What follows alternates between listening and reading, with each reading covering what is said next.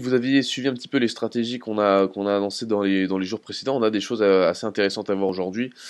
Vous l'aurez compris sur les marchés actions US notamment. Hein, bon, Trump s'est pas mal exprimé. Il y a beaucoup de choses à voir.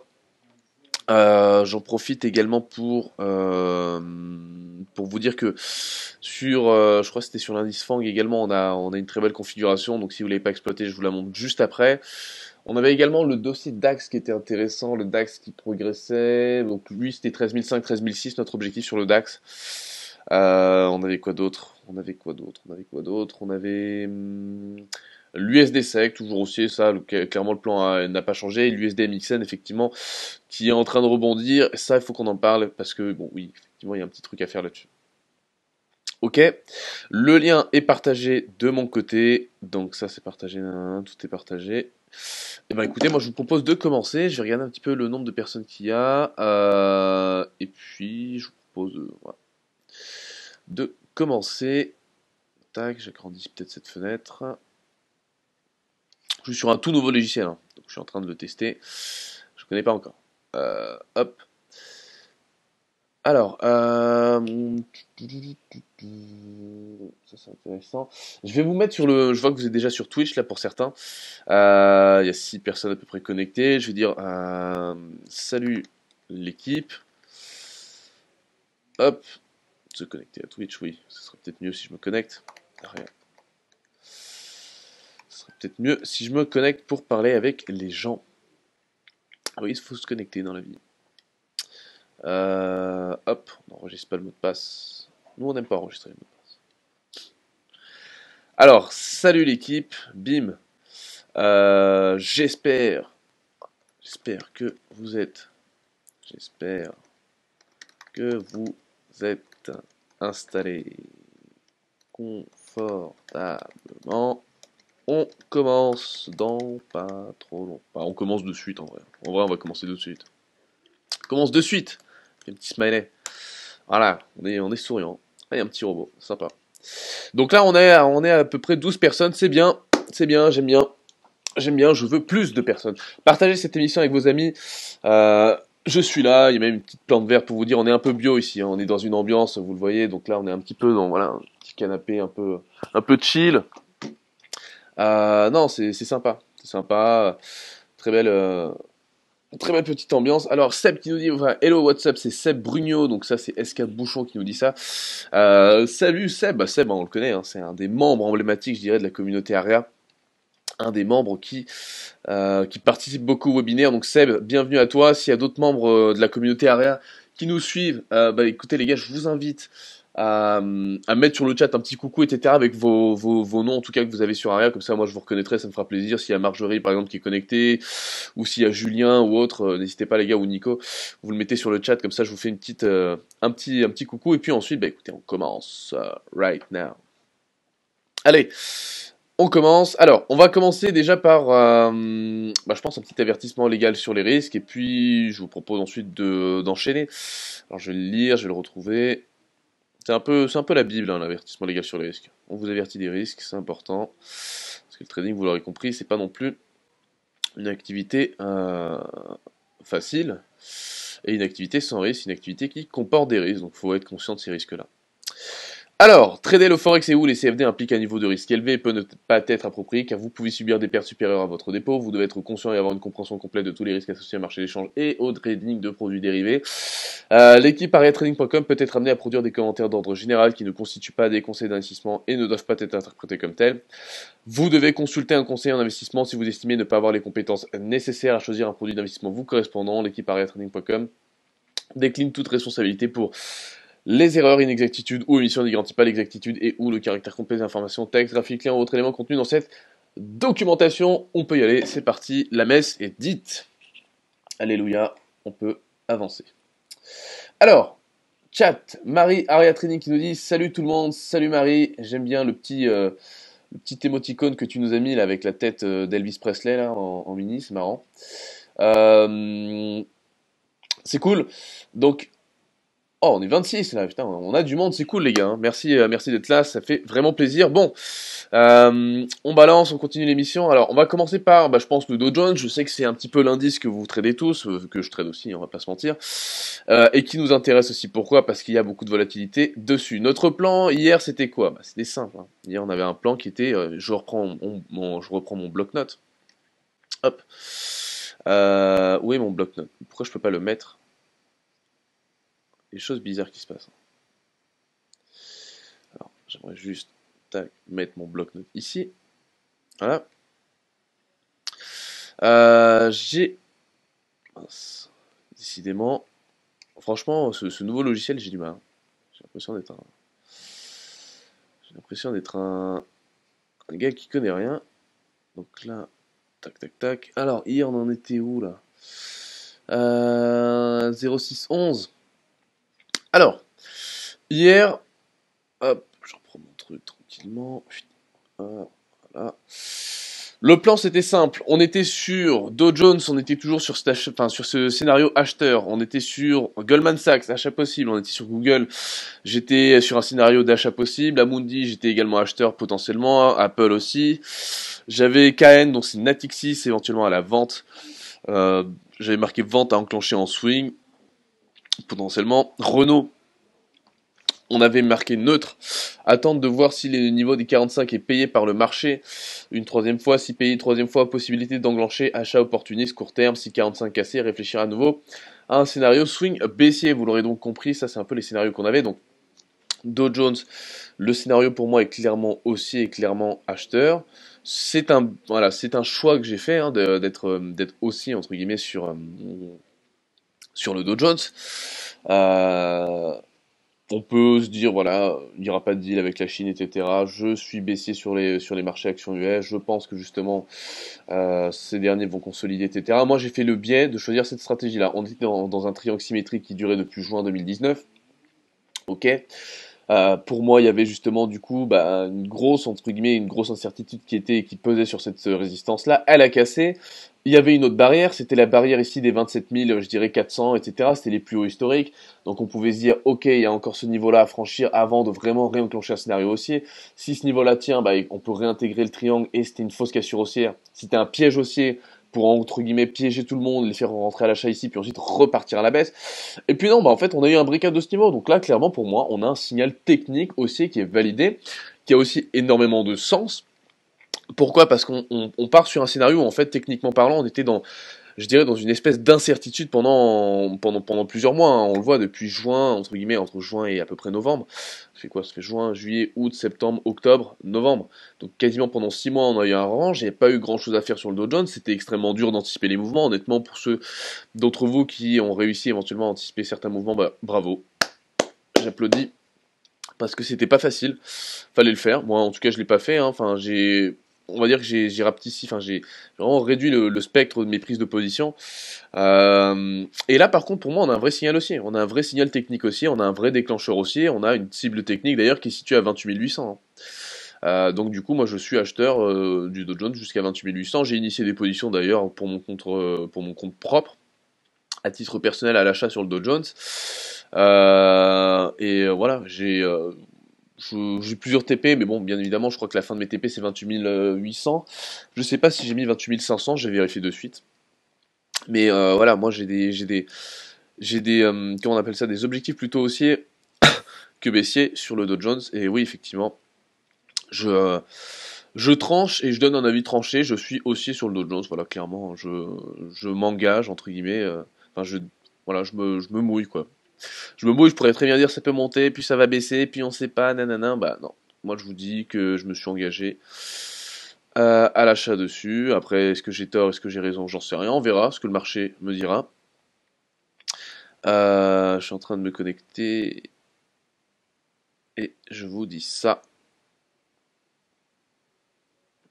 Alors, là-dessus,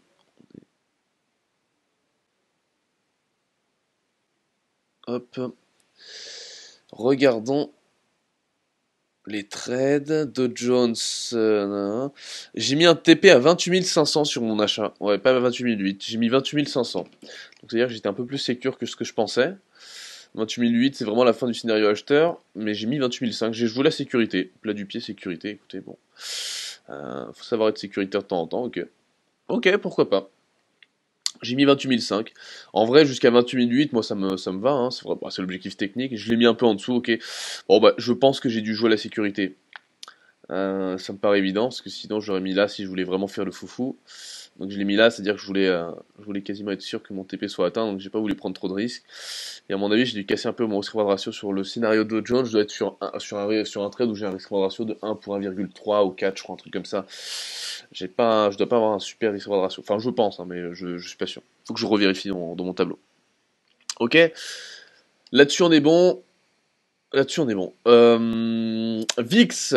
Donc là, vous le voyez, c'est vrai qu'hier, on a eu pas mal de volatilité. On a une séance, entre guillemets, le marché sur les actions US. En tout cas, il a baissé ensuite avant d'être repayé dans la foulée. Donc le VIX, c'est quoi? C'est la volatilité des options sur le S&P 500. Donc en gros, c'est simple, quand le VIX est élevé, c'est-à-dire que les marchés ont peur, c'est-à-dire que les opérateurs de marché price un crash. Ils ont peur justement que le marché se crash, donc du coup, ils achètent des options sur le S&P 500 pour se couvrir, typiquement des puts. Vous l'aurez donc compris. Et oui, hier quand on avait fait le point de marché, le VIX était à peu près à 12, 12 et quelques, là on est à 13. Donc oui, effectivement, il y a un petit regain, entre guillemets, de volatilité sur le marché, mais je veux dire, ça fait du bien, et puis 12-13, c'est un niveau qui est totalement correct, c'est pas un niveau qui est aberrant. Loin de là, XAG USD, l'once d'argent, vous l'aurez compris, zone d'achat swing possible, je l'ai mise, ma zone d'achat swing entre 16 et 16,50, on est actuellement à 17. Je maintiens ce biais. D'ailleurs je vais même, hop, mettre une petite extension là, donc oui, très clairement, vous le voyez ici, 15,90, 16, voilà, ça va être le niveau à peu près sur lequel je vais passer. Enfin, je passerai bien acheteur, ça veut pas dire que je vais acheter là bêtement dès que ça arrivera à ce niveau-là, mais c'est un niveau qui me paraît intéressant, moi. Donc ça, je vais mettre là. Vous l'aurez compris, donc ça, tac, tac, tac. Ouais, ça sera un niveau qui sera intéressant. 15, 15, 16. Entre 16 et 16,50 en général, c'est pas dégueu. XAE USD, on en est où là-dessus? On est toujours dans cette espèce de canal là, ok. On n'a pas de breakout haussier ni baissier, on n'est pas non plus venu faire une mèche là, donc c'est... Bah après, si on veut vraiment optimiser les scénarios d'achat, on paierait vraiment sur le bas du canal, donc on n'y est pas encore. Deuxième solution, c'est ça. Est-ce que ça on l'a fait? Non.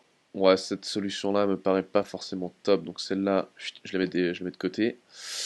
Non, la config technique a du sens, c'est celle-là au final. On est bien d'accord. Donc là, je prends bien la mèche ici, je prends cette mèche-là, je prends ce cours-là, cette mèche-là, je duplique, tac. Et oui, effectivement, j'ai un truc comme ça. Donc le gold, oui, ça pourra se payer. Après le gold, je crois que le plan qu'on avait, c'était, je reprends le bloc-notes, hein, mais le gold, c'était quoi? Il est où le gold? Il est là. Gold consolidation possible, doit changer de stratégie pour exploiter l'euro plus jusqu'à 1400 à la vente. Point d'interrogation, c'était le 8-11 et j'ai pas réécrit sur le gold depuis. Ok, donc l'once d'or, en gros, je voulais avoir une stratégie haussière. Ensuite, je me suis dit, bon, le marché dégueule, donc je vais peut-être pas tenter des achats, je vais peut-être tenter des ventes. Est-ce que je dois prendre des ventes jusqu'à 1400? C'était la question que je me posais. 1400 en plus, c'est un beau prix. Euh, Bon, gold, dans tous les cas, je vais marquer aujourd'hui dans le bloc-notes, je vais le mettre, hein. Je vais mettre neutre. De toute façon, on le voit là, c'est clair et net, hein. On est le combien là? On est le 14. Je vais mettre 14,011. Alors 14.11.19. XAG USD, on avait dit quoi dessus? On avait dit 16. 16,50. Ouais, non, 16.00-16,50. Attendre pour éventuellement buy. XAU USD, là-dessus c'est neutralité complète, honnêtement, là, franchement, je vois pas spécialement de scénario. Dow Jones, là-dessus, je suis toujours haussier, pas de souci. Donc là, c'est haussier jusqu'à minimum, je vais mettre minimum 28 500. Je vais mettre possibilité extension 28 806 scénario agressif. Donc en fait, quand on sera à 28 500, la question que je me poserai, bon déjà, de toute façon, à mon avis, mon achat il sera sorti, mais ce qui sera sorti au moins sur TP. Mais la question qu'on se posera, c'est est-ce que je réexploite le mouvement 28005, 28008, ou est-ce que j'essaie de faire, ouais voilà, enfin, quand je dis j'exploite le mouvement 28005, 28008, ça veut dire que j'anticipe que le marché soit aussi entre 28500 et 28800, et je me dis voilà, chaque repli, etc., j'essaierai de le payer jusqu'à 28800. Donc ça, c'est la question que je devrais me poser, mais par la suite, je n'ai pas encore ce problème parce qu'on n'a rien fait encore dessus, puis surtout le marché peut aussi baisser. Auquel cas, il invaliderait mon scénario acheteur de Jones. D'ailleurs, j'ai un stop à... J'ai regardé ça tout de suite. J'ai un stop à combien là-dessus? J'ai mis 27 283. 27 283, voilà. Donc, voilà, VIX, on a dit qu'on était neutre, mais que l'on... Alors, neutre, mais j'observe qu'il progresse, entre parenthèses, plus 1, je vais mettre, c'est combien, 4%, un truc comme ça, 1,23%. Volatilité grandissante sur les marchés actions US. Donc ça, c'est une information qui est importante à noter. Donc, on la prend en compte. Vous aurez compris, on la prend en compte. Voilà, donc ça c'est fait. Il s'agit d'un VIX, machin, Beyond, etc. Ça on s'en fiche, c'est peut-être pas encore les dossiers d'actualité. Il y a le pétrole aussi qu'il faudrait qu'on regarde ensemble. Je vais regarder aussi si j'ai des questions. Parce que c'est vrai que là, depuis tout à l'heure, je parle, mais je vais essayer de regarder s'il y a des questions. Alors, on va faire un premier round de questions et ensuite on réenchaîne. Hop, alors les questions. S'il y en a... Ah, il y a Troon, ça je reconnais, ça c'est un gars du groupe Will of Aria, ça c'est un de nos membres. Tunui Smith qui nous dit bonjour à tous, salut Tunui. Caria06 qui nous dit hello hello, salut Caria. Lucas 31, salut Sylvain, la forme Lucas en grande forme. Skylab, ça me dit quelque chose aussi ça. Que l'on salue. Pointu, ballon perdu, ouais ça c'était pour le plat du pied sécurité. ouais, bien vu. Kalji qui nous dit ça reste sur le graphe du gold, c'est bon, j'ai pas trop compris, mais son émoticône m'a bien fait rire. Et ben on enchaîne. Le pétrole. Donc en ce qui concerne le pétrole, vous l'aurez compris, on est sur un scénario un peu plus compliqué. Un peu plus compliqué, pourquoi? Eh oui, vous l'aurez compris. Le pétrole, il est pas aussi facile que ce qu'on... Il n'est pas aussi facile que ce qu'il en a l'air. On a un range trading, hein, très clairement, c'est simple. Hein. Vous prenez votre graphe, vous tracez deux obliques. La première, elle commence en juin. En juin 2019, vous tracez l'oblique, elle vient taper aussi une mèche qui a été faite en août, et elle vient taper une petite mèche là qu'on a faite en octobre. Donc là, vous faites une ligne horizontale. Il y a une autre oblique ensuite qui descend comme ça. Elle commence il y a un moment celle-là. Hein. Elle commence au début de l'année, hein. Quoique même pas, en 2018. Octobre 2018, qui passe par à peu près, je dirais, avril 2019, qui descend. Vous la faites passer jusqu'à septembre 2019 et vous avez un range. D'ailleurs là, je fais un CTRL Z parce que j'ai touché sans faire exprès. Donc là, vous l'aurez compris, pétrole pour moi, là ça me paraît intéressant de le payer sur la zone que j'ai identifiée ici en bleu. Donc c'est une zone qui est de celle des à peu près 50-51 $ le baril. Potentiellement, il y a une très très grosse résistance à 60-61 $ le baril, donc 50-51 ça se paye, 60-61 ça se vend. Ligne rouge, c'est le point, c'est le milieu, quoi, c'est la moyenne. Si ça c'est le niveau entre guillemets haut, ça le niveau bas, ça c'est le niveau au milieu. Donc c'est un range, donc ça m'intéresse moyennement. Après, les gens qui vont faire du range trading ou qui vont trader ce type de configuration vont se régaler. C'est vrai que moi, bon alors à ce moment-là, il faudrait vraiment qu'on trouve le moyen de l'exploiter avec un risque de progression intéressant. Quoi. Sinon, comment on pourrait faire pour exploiter par exemple ce mouvement de 57-44 là à 60? Bon, sachant qu'on est sous résistant, donc en fait là on n'est même pas on n'est même pas sûr de se dire qu'on va proposer une stratégie haussière parce qu'en fait on est encore une fois sous résistance. Donc là encore une fois, c'est un peu je lance une pièce et ça passe ou ça casse, ça m'énerve. Enfin j'aime pas trop ce genre de situation là parce que c'est un peu relou. Après, par contre, oui, effectivement, hein, le pétrole haussier, ça va nous tirer les marchés actions à la hausse, et ça va clairement dans le scénario acheteur de Jones, donc ça me va. Ça me va. Donc, à voir. USD Tree, totalement neutre, il me semble. Enfin, totalement neutre. Enfin, moi, je suis totalement neutre, mais c'est potentiellement haussier. Par contre, ça coûte extrêmement cher en rollover à avoir en portefeuille, c'est ça qui m'embête. L'USD Tree, regardez vos plateformes, hein, mais si vous le prenez à l'achat et vous le gardez plusieurs jours, il va vous coûter beaucoup d'argent en fait. Il va vous coûter beaucoup d'argent via les swaps et ça c'est un peu, c'est un peu chiant. C'est un peu chiant, c'est un peu dommage, donc du coup c'est pour ça aussi que voilà, je ne le prends pas pour l'instant en portefeuille, parce que je sais qu'il va me coûter cher.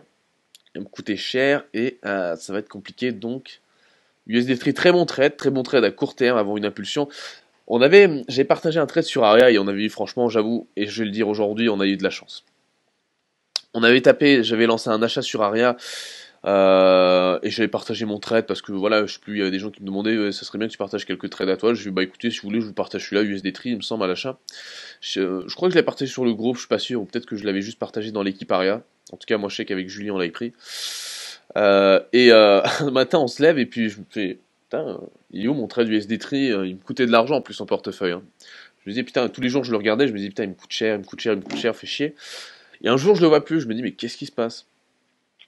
Oui, c'est bizarre. Enfin, j'avais un trade sur l'USD3, il y est plus. Mais je me dis, mais c'est pas possible, le marché a pas monté à ce point-là, parce que mon TP il était là à peu près, un 6,20, il était assez haut. Hein. Je dis, c'est pas possible, le marché il a pas pu prendre, c'était combien en pourcentage, c'était énorme. Ouais, il a pas pu prendre genre 8-10% en un jour, c'est pas possible quoi. Et en fait, c'était le jour là, en fait, il a eu la grande mèche, il m'a sorti mon TP à 6,20, je crois même que j'ai même eu un slippage positif, donc je crois que j'ai vraiment, enfin, en vrai, j'ai eu beaucoup de chance sur ce trade. Et du coup, bah voilà, USD3, je suis sorti de ce trade là, donc je l'ai gardé quelques jours, il m'a coûté cher en rollover, mais comme j'ai eu le TP qui a été fait assez rapidement, j'ai pas souffert de ce trade là, on va dire. Mais je sais et je suis conscient aussi que sur ce trade là, j'ai eu de la chance. Parce que clairement, là, j'ai eu la bonne news au bon moment qui fait que j'ai été sorti de position. On enlève cette bougie là. Qu'est-ce qui serait passé? Bah, ça veut dire que depuis août, je serai acheteur. Parce que du coup, mon niveau de stop, il était à peu près là, je crois. Mon TP, il était là, à peu près. Donc là, bah, si vous le voyez, hein, entre août et novembre, on n'est pas allé vers mon stop, on n'est pas allé vers mon TP, on est plus ou moins entre les deux. Donc c'est un trade qui aurait été globalement flat, j'aurais pas spécialement gagné de l'argent sur la direction. Et c'est un trade qui m'aurait défoncé en rollover, qui m'aurait ruiné. Donc, je suis conscient d'avoir eu un coup de chance là-dessus, sur cette mèche. Je suis conscient que ce n'est pas un événement qui peut se répéter non plus indéfiniment. Donc je suis un rescapé sur ce trade très clairement, parce que ce trade là il aurait pu se passer autrement, hein, c'est-à-dire faire un range là, il n'y a pas eu ce jour là, et puis moi je serais encore dans le trade là et je paierais de l'argent. Je paierais du swap. Et donc du coup là je serais pas content, au contraire je serais en train de tirer la gueule. Donc on intègre cette donnée là, on se dit j'ai eu de la chance, c'est bien, il en faut de temps en temps, hein. Enfin de toute façon je veux dire les trades ne peuvent pas être forcément tous dans le mauvais sens. C'est-à-dire que souvent les gens ils disent ah mais j'ai pas de chance, il y a eu une news à ce moment-là, j'avais une belle stratégie, ça m'a bouffé tous mes gains, ouais mais il y a aussi des jours où là t'enclenches des stratégies, c'est un peu foufou, mais oui, en fait, le marché est de ton côté et t'as de la chance et t'es sorti grâce à une chance, entre guillemets, un événement du marché. Donc voilà, ça marche dans les deux sens. Là aujourd'hui, cette fois-ci, c'était quoi? C'était pendant les vacances, ouais, c'était en août. On a eu de la chance et je ne réenclencherai pas de trade sur l'USD3 du coup de sitôt, parce que je sais que j'ai eu de la chance là-dessus. Je sais, parce que cette news-là, elle était pas anticipable, hein. Enfin, difficilement. Enfin, j'avais un biais acheteur dollar US, mais honnêtement, je pensais pas qu'on allait faire des 6, 7, 8% dans la journée comme ça. Très clairement pas, et en plus, c'était une mèche qu'on a faite et qu'on a retracé dans la foulée. Hein, donc, clairement, vous l'aurez compris, c'est pas le truc qu'on anticipe, quoi. Donc, voilà, ça arrive, c'est cool. Ok, je regarde le chat, tac, toujours pas de questions, c'est bout. Voilà, chat mis en pause. Le chat mis en pause à cause du défilement, j'ai rien compris. Je vais vous mettre un petit truc sur le chat, je vais mettre... alors, je vais mettre recevez-vous mes messages, les riders. Je vais voir un peu les émoticônes qu'ils ont là. Oh, il y a des trucs trop marrants, putain. J'adore Twitch, ça déchire ce truc. Hop, je vous ai mis un truc sur le chat, dites-moi si vous recevez bien mes messages. Et ensuite, on va enchaîner sur l'USD-SEC. Alors, l'USD-SEC, c'est un dossier qui est un peu différent. C'est un dossier sur lequel je suis rentré à l'achat, c'est un dossier que je vous ai partagé dans mes émissions, voilà, je vous ai dit, moi je vais rentrer à l'achat sur l'USD-SEC, je suis rentré à l'achat d'ailleurs je vais vous dire ça tout de suite, je suis rentré à l'achat alors USD-SEC, j'ai deux positions sur l'USD-SEC, mais elles sont quasiment au même prix, hein.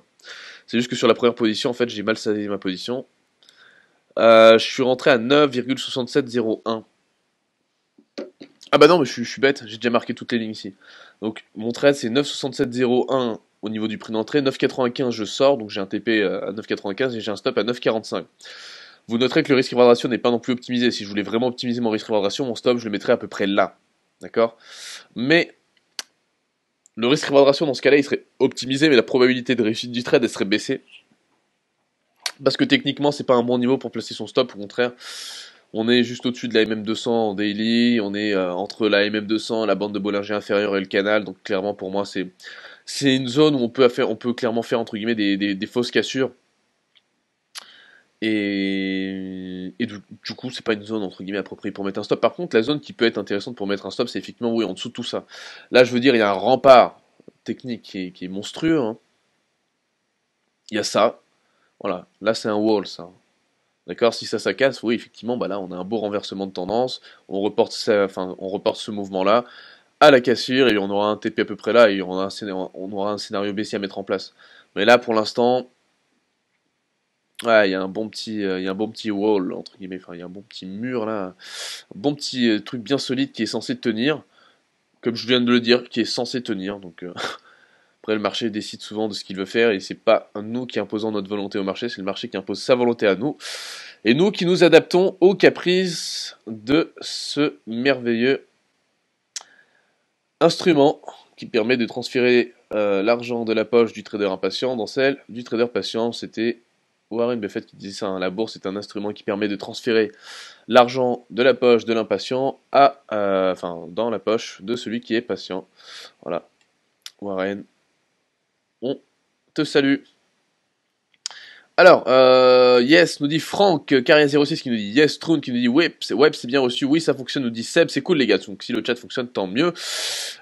Donc, l'USD-SEC, vous l'aurez compris, je suis toujours acheteur là-dessus, 9,95 et ma porte de sortie, 9,45 et ma sortie de secours, et le wall ici, enfin, entre guillemets, le mur, c'est même pas un mur, parce que bon, on va dire que c'est le sol, voilà, c'est un sol en béton armé, normalement, là, il y a quand même un bas de bande de Bollinger en daily, il y a un bas de canal, et ce canal, regardez un peu vos graphiques qui durent déjà depuis janvier 2019. On est en novembre, ça fait quasiment un an qu'il tient. Donc il a été testé à plusieurs reprises. Et une MM200 daily. Donc là, clairement, on a un socle normalement technique assez solide. Et si vraiment ça s'est cassé, par contre, c'est qu'il y a un vrai signal baissier. Donc ça, c'est intéressant.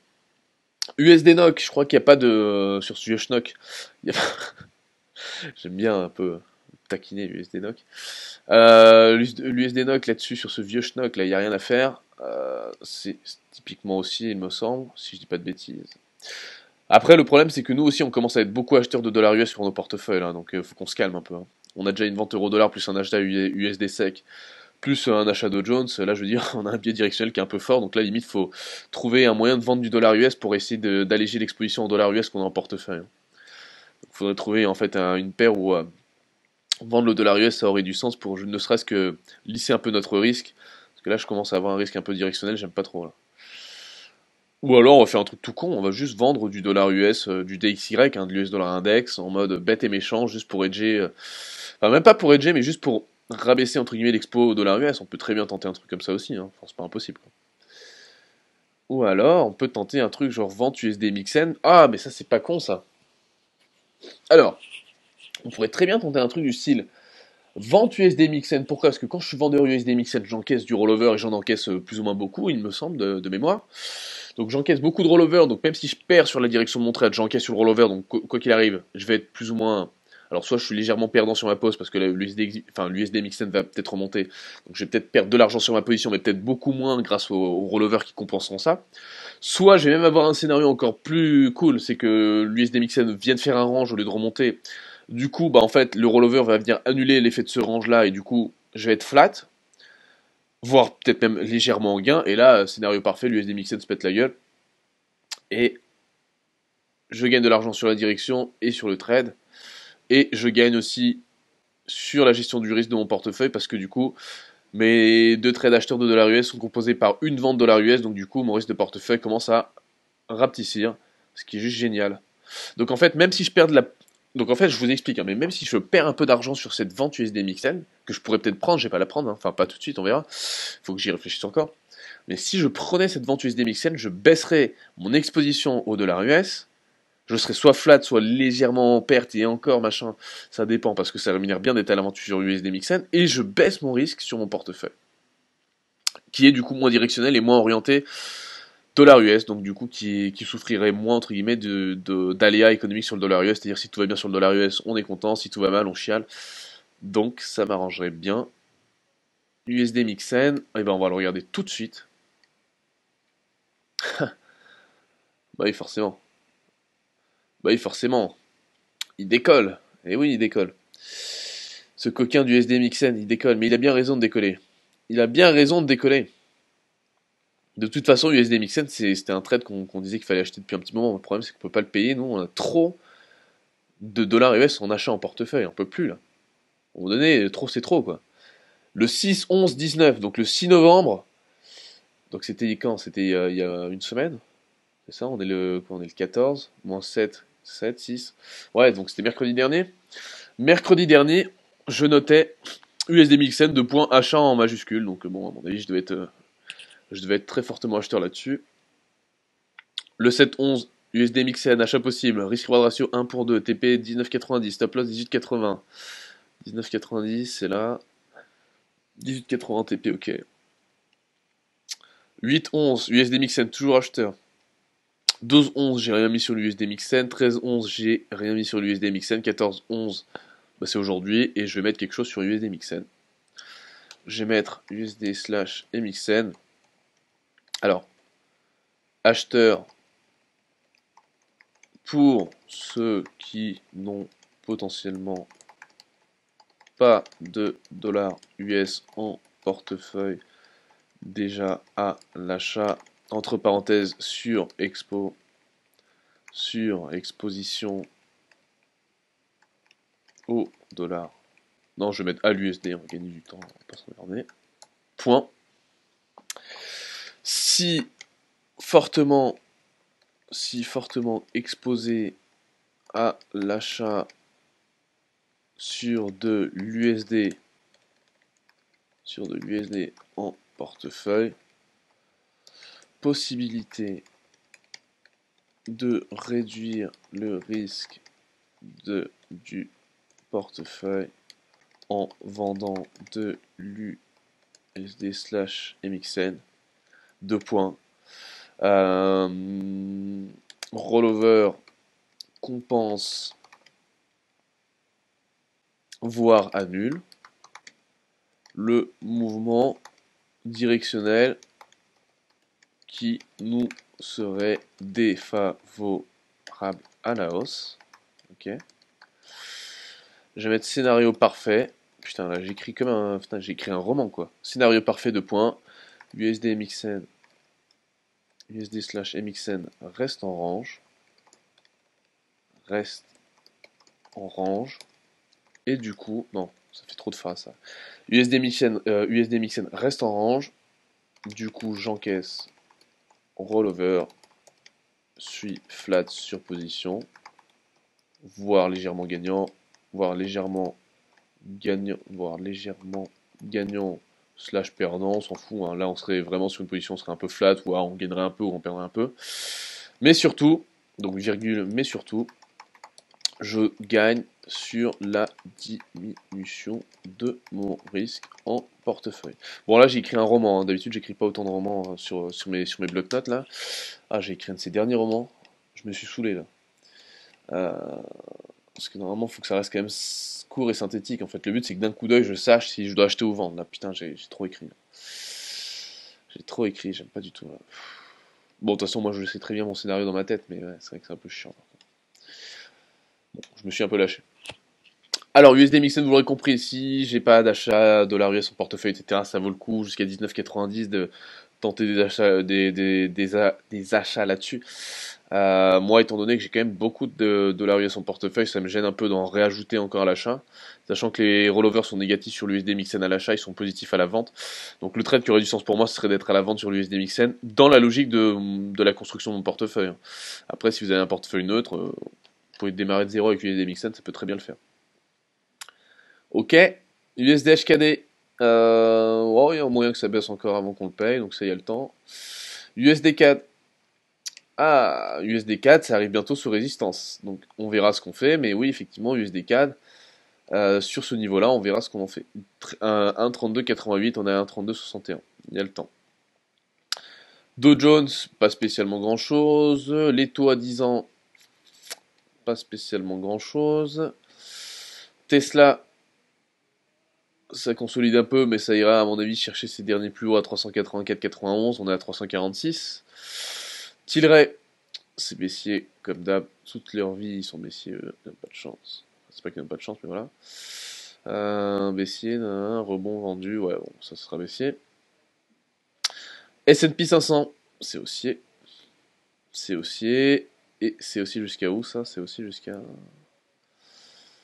Oh, c'est aussi jusqu'à un bon moment. On va faire un petit on va faire un petit exercice tout simple. Bon, là, c'est purement de l'analyse technique, mais fondamentalement parlant, ça peut tenir le coup aussi. Mais bon, il y a des articles sur les buybacks qui sont publiés en ce moment sur les rachats d'actions par les entreprises US. Donc, il y a quelques buybacks qui peuvent être intéressants, qui peuvent venir soutenir le marché action. Une petite hausse du pétrole pourrait également venir soutenir le marché action. Puis après, ce sera bien évidemment le deal Chine-US, les gars, que vous aurez compris, hein, qui viendra, qui nous permettra de rider des pips ou non sur le S&P 500. Donc, si on veut rider des pips, on sort la planche de surf et on dit à Donald, allô Donald, fais un deal. Et bon, notre ami Donald n'en fera qu'à sa tête, je n'en doute pas. Et il a bien raison. Renault. Renault Daily. Ah, Renault, ça m'intéresse là par contre. Renault, ça m'intéresse, j'ai flairé l'opportunité, les gars. Je sais pas si on va sortir la planche de surf tout de suite à la vente. Je commence à me poser des questions. Alors, déjà, Renault, j'ai un scénario qui est assez. Bon, déjà, qui est assez prononcé, hein. En début d'année, sur BFM Business, je me rappelle très bien, j'avais sorti que Renault, et je suis toujours confiant là, d'ailleurs là-dessus, que Renault c'était un scénario baissier pour moi, que malgré les ventes de véhicules utilitaires en Chine qui avaient sauvé leurs résultats opérationnels en 2018, euh, pour moi en 2019 c'était une action qui était vouée à baisser parce qu'elle était compliquée, etc. et que j'y croyais plus trop. Et j'ai même un objectif baissier sur Renault à moyen long terme de 20 euros l'action. On est actuellement à 44 au début de l'année. Quand je balançais et je racontais ma life, on était à où? On était à 56 euros l'action. Donc, bah, si rétrospectivement on regarde sur l'année, on a quand même perdu à peu près 20%, à 20-24%. Donc j'ai été plutôt bon sur Renault cette année, j'ai plutôt bien forecasté. Maintenant, Renault j'avais vendu, alors non, j'avais pris des puts, j'avais acheté des puts sur Renault, que j'avais clôturé en prenant un peu d'argent. Mais en fait, la vraie stratégie qui a du sens, au lieu d'acheter des options de vente là-dessus, c'est vraiment de la vente à découvert via, je sais pas, un instrument classique, un CFD ou action au cash, à découvert, quitte à payer quelques frais, quoi. Mais là, oui, il y a un petit potentiel baissier en swing, hein. Il y a toujours ce potentiel baissier en swing. Et là, bon, au weekly, de toute façon, c'est baissier, c'est clair et net. En daily, on vient d'avoir le signal technique majeur, là, hein. En daily, je suis désolé, mais là, on a mèche. Donc là, sur la mèche, on peut se dire, ok, c'est une mèche, piège baissier, ça réintègre le biseau descendant et repart à la hausse. Euh, Là, par contre, non, là, on a une clôture daily, c'est-à-dire qu'on a une belle bougie baissière qui revient tester ce niveau, on clôture en bas et on réouvre en bas. Ouais, ça sent pas bon pour Renault, là. Ça sent pas bon du tout. Ça sent le retour sur 42-40, on est actuellement à 44, donc ça sent la consolidation 2 en termes de pourcentage. Si je devais vous en donner un, 44 à 42, ça fait 5%, et si je vais à 40, 10%. Ouais, à mon avis, il va y avoir du potentiel baissier là-dessus, hein. Renault, et je parle pas du chanteur, hein, est en très mauvaise posture. Et là, je parle du chanteur. Non, je déconne. Donc Renault, je vais mettre scénario vendeur possible. Je mettais quoi hier d'ailleurs? J'ai mis quoi hier sur Renault? Renault neutre, attendre de voir si 45 payés par le market. Ah bah voilà, bon, on a la réponse. Hier on disait neutre, attendre de voir si les 45 sont payés par le marché troisième fois. Si payé une troisième fois, possibilité d'enclencher un achat opportuniste court terme. Si 45 cassé, réfléchir à nouveau à un scénario swing baissier. Bah là 45 cassé à nouveau, hein. Je veux dire, on l'a écrit hier, voilà, on l'a écrit, maintenant on applique, hein. Donc j'avais dit, si on cassait 45, c'était quoi?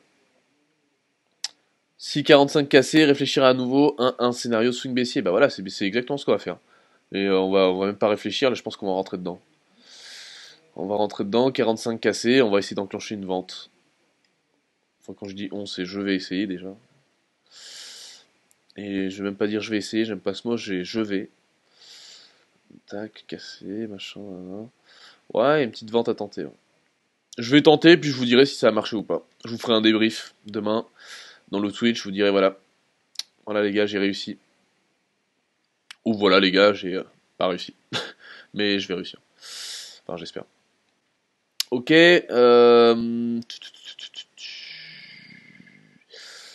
Alors, Seb qui me dit ton avis sur le DAX. On va regarder ça. Kalzu qui nous dit en même temps, t'avais prévu un scénario acheteur dessus sur le USD Mixen. J'ai pas trop compris.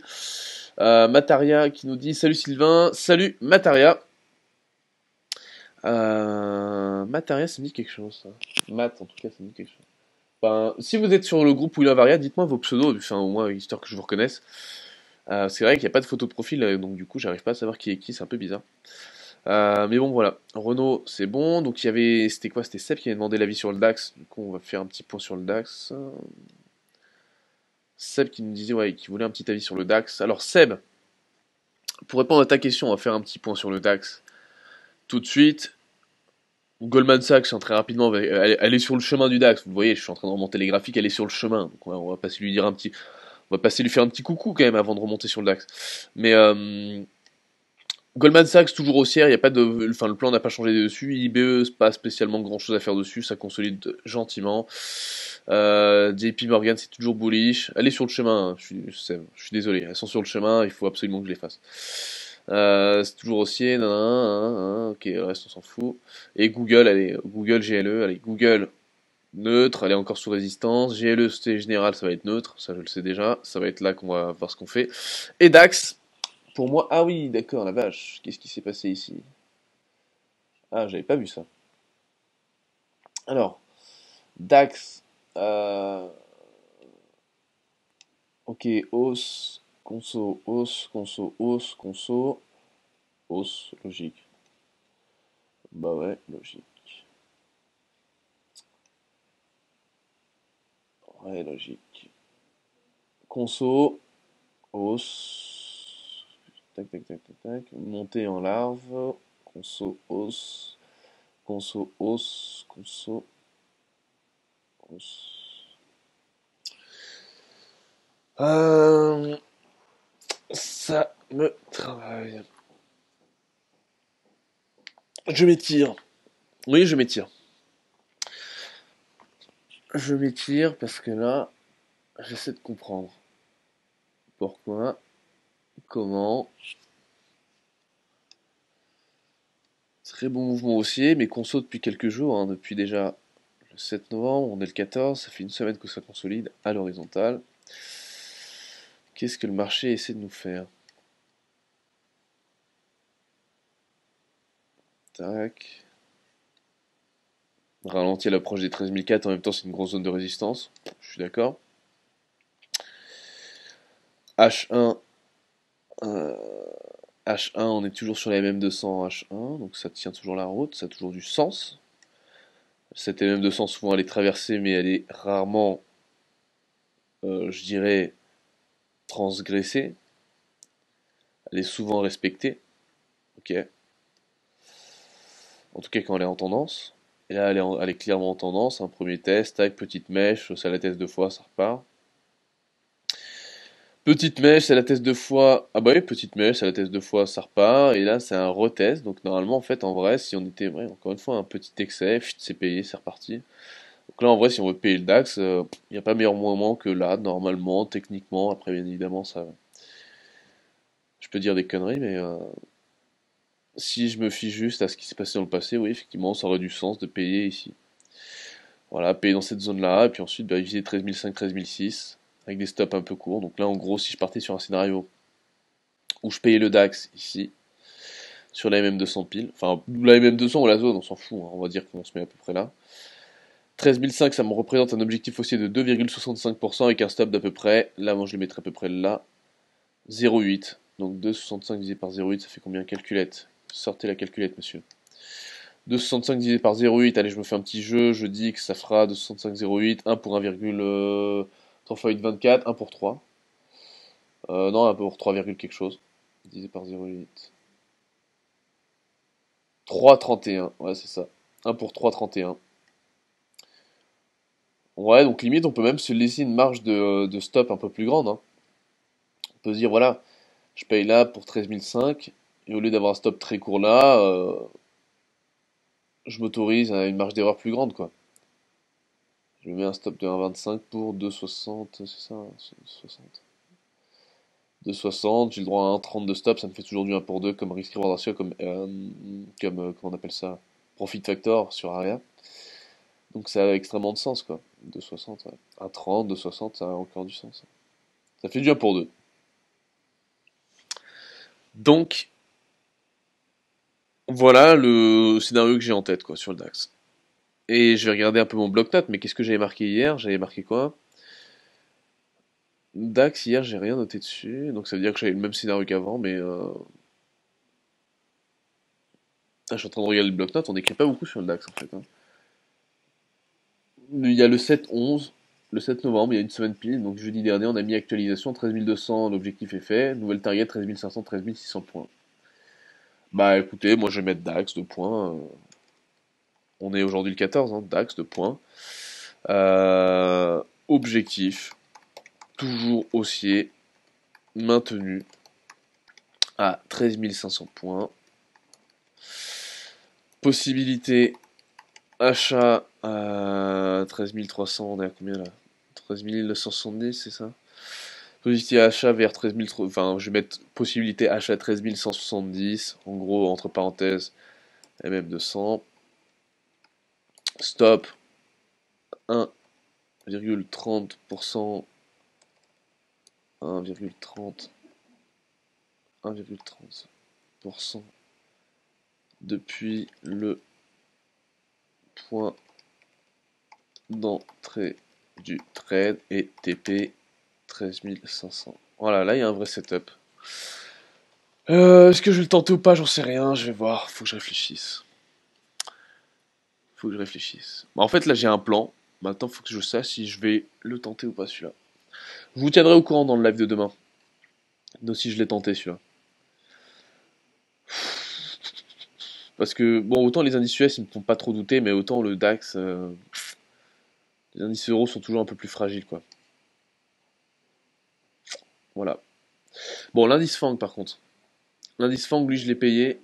Et lui, je suis. Voilà. Moi, je vise là-dessus 3000. 3000, c'est ça? L'indice FANG, je regarde tout de suite. Alors, Mister FANG. L'indice FANG, c'est l'indice qui regroupe Facebook, Amazon, Netflix, Google, hein.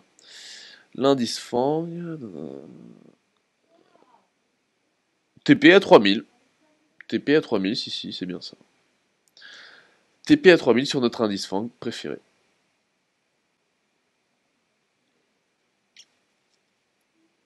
Ok. Good.